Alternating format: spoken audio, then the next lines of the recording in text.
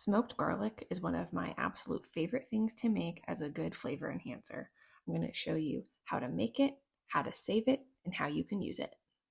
Let's get our garlic ready. Now, I like to make a big batch of garlic, so I'm going to do 12 heads all at once. All you're going to do is start by cutting off the top of the garlic so that all of the cloves inside are exposed.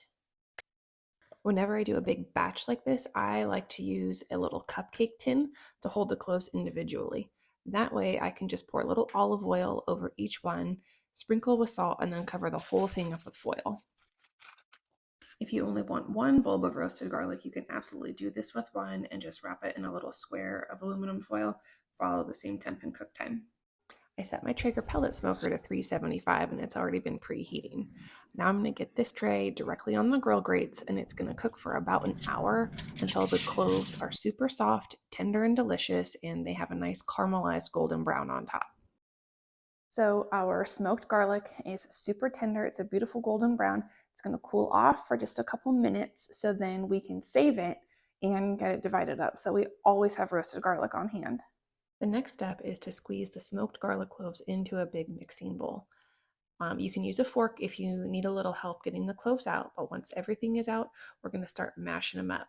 You can either use a potato masher like this, a fork, or a mini food processor. Okay, from here, your smoked garlic is ready to use. I like to save a small portion of it just in an airtight container in the fridge.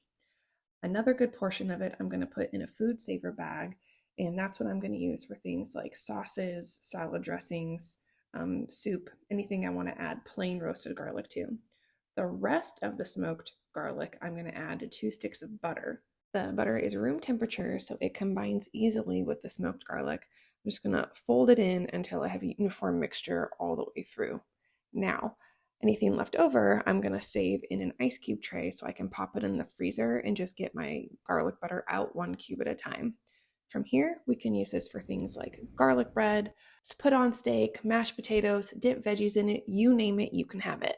If you want to check out the blog post for this recipe, you can check out the link in the description below and head over to fancyaproncooking.com.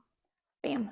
Now I have some plain roasted garlic that I pulled off the smoker, and I have some roasted garlic butter that I can use for so many things.